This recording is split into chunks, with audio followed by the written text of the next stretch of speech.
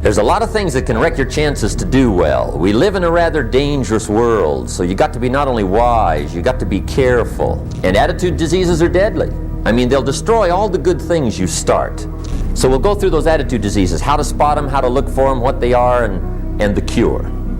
And I'm a pro on these because I've had them all, so I can give you excellent advice on these. Here's the list, attitude diseases. Number 1 is indifference. The shrug of the shoulder. The guy's not even concerned. He's just drifting. There's one problem with drift. You cannot drift to the top of the mountain. The guy says, well, I can't see getting all that worked up. Well, to be any kind of winner, you gotta get worked up. Here's the key to the good life. Learn to put everything you've got into everything you do. Whatever you are doing, pour it on. It will quickly open up into opportunity or quickly disclose to you that you ought to be doing something else. The delusion is, if I had a better job, I'd really pour it on. See, that's delusion. Wherever you are, pour it on. See, that'll help change your life. Get rid of this disease. Here's the next attitude disease, indecision. Mental paralysis. The guy can't make up his mind and it becomes a disease. Pretty soon he knows he's got it. The guy says, well, I know I'm on the fence. But he says, what if I get off on the wrong side? Listen, after a while it doesn't matter. Just get off. Any side will do.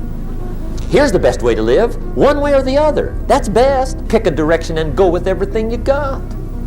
Just pick one and go. Somebody says, yeah, but what if it's the wrong direction? You'll find out quicker. A life full of adventure is a life full of many decisions. The ones that turn out to be wrong give you better experience to make better decisions. So don't see how many decisions you can get out of, see how many you can get into. That's where the adventure is. So shake off this disease, indecision. The next one is doubt.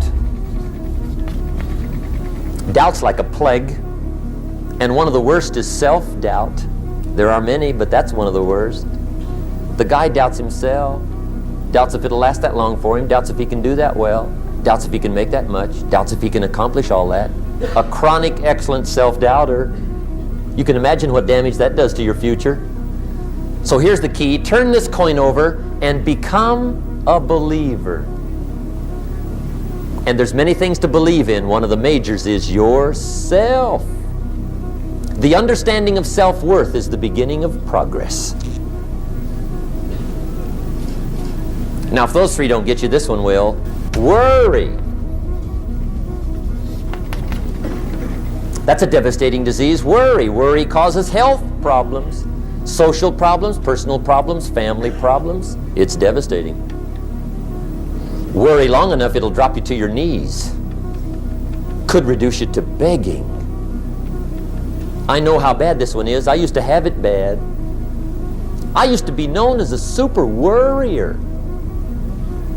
Not a super warrior. No, super worrier. My family wished I'd have been a warrior. I got those years to make up for. But I tell you what, my advice to you is do what I finally did on worry. Give it up. Who needs it? I'm not saying it's easy. I'm saying it's worth it. It took me almost 1 year to kick the worry habit, and it was not an easy year. It was one of the toughest years I ever spent, but I finally got that monkey off my back. And I discovered you could live the most incredible life free of worry. Not free of challenge, not free of difficulty, free of worry. I learned how to do it, and you can. Here's the next attitude disease. Over-caution. Some people never will have much. They're too cautious. Now, you can also be too reckless, but you can also be too cautious. This is called the timid approach to life. And my caution was always the risk. Risk used to drive me right up the wall. I used to say, what if this happens? It's called the language of the poor. What if this happens? And on top of that, if this was to happen, look at the fix I'd be in. I better not try. I could always ace myself out. Then I'll tell you what changed my whole life when I finally discovered it's all risky. The minute you were born, it got risky. If you think trying is risky, wait till they hand you the bill for not trying. If you think investing is risky, wait till you get the tab for not investing. See, it's all risky. Getting married is risky. Having children is risky. Going into business is risky. Investing your money is risky. It's all risky. I'll tell you how risky life is. You're not going to get out alive. That's risky.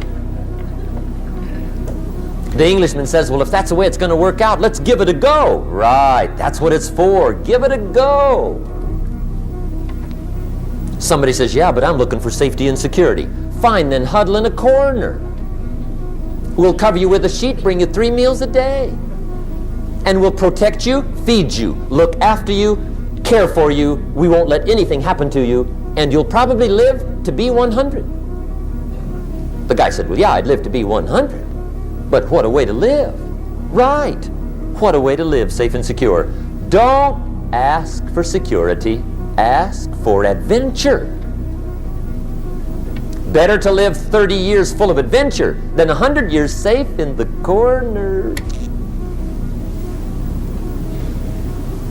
Here's the next attitude disease. We're almost through with this motley list. In fact, we're almost through. Hang on. The next one is pessimism.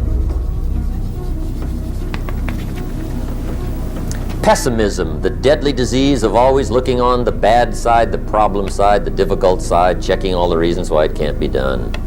The poor pessimist leads an ugly life. He doesn't try to figure out what's right. He tries to figure out what's wrong. He doesn't look for virtue. He looks for faults. And when he finds them, he's delighted. How ugly.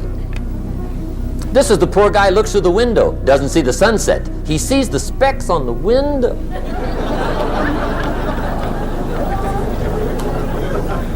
And this is the poor guy, right, who rushes up, takes such leave of his senses. This guy rushes up and he says, I've got 5 good reasons why it won't work.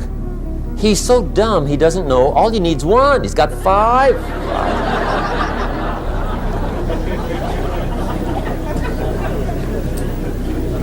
To the pessimist, the glass is always half empty. To the optimist, the glass is half full. Why would the same measure affect people 2 different ways? Answer, it all depends on how you look at it. Our lives are mostly affected by the way we think things are, not the way they are. The way we think they are affects us most. There's a subject we don't have time to get into tonight called better thinking habits. One of the major things Shove taught me when I met him, he said, poor thinking habits keeps most people poor. Not poor working habits. Most people work hard, but they don't think hard. And Shove taught me that the mind is like a factory, a mental factory. And whatever you think about all day long pours ingredients into this mental factory. And that's what builds the economic, social, financial fabric of your life. As you think, so you become. How awesome. When he talked about poor thinking habits, he had me. I used to start the day reading the morning newspaper. I mean, you can believe that or not. I'd get a cup of coffee and read the paper. I'd load up on wars and riots and murders and stabbings and killings and bank robberies and muggings and car wrecks and tragedies. I'd even read the back pages. I seem to like that stuff for some weird reason. I'd load up on all that, and then I'd start the day. You can imagine the kind of days I used to have. You walk around on your financial knees. They call you economic peewee. The guy says, I want to be a great leader. Wonderful. The first thing we do is follow him to his house. When we get there, we walk in and check his library, number 1. Somebody says, well, why check his library? The reason is because What a man reads pours massive ingredients into his mental factory, and the fabric of his life is built from those ingredients. You would not believe what some people have got in their house to read. You would not believe. One of the best dressed up words I know for a lot of it is trash. Can you imagine dumping a barrel of trash into this mental factory every day and coming out with a rich, dynamic, positive life? It can't be done. You might as well try making a cake with cement. The kids back in Danbury, Connecticut, high school, they're asking me questions one day. I'm talking to the kids. Kids got good questions these days. One of them said to me, Mr. Rohn, how do you build the good life? I said, it's simple. It's not easy, but it's simple. Here's how you build anything. Select the right ingredients, keep out the wrong ingredients, and it starts with thought. Everything starts with thought. So you must be wise and careful what you think about, because that starts everything. I asked the kids, what would happen if somebody dropped sugar in my coffee? They said, well, you'd be okay. I said, what if somebody dropped strychnine in my coffee? They said, well, you'd be dead. I said, correct. Lesson 1. Life is both sugar and strychnine. You gotta be careful. I said, what if my worst enemy drops in the sugar? They said, will you be okay? I said, what if my best friend, even by accident, drops in the strychnine? They said, well, you'd be dead. I said, correct. Lesson 2, watch your coffee.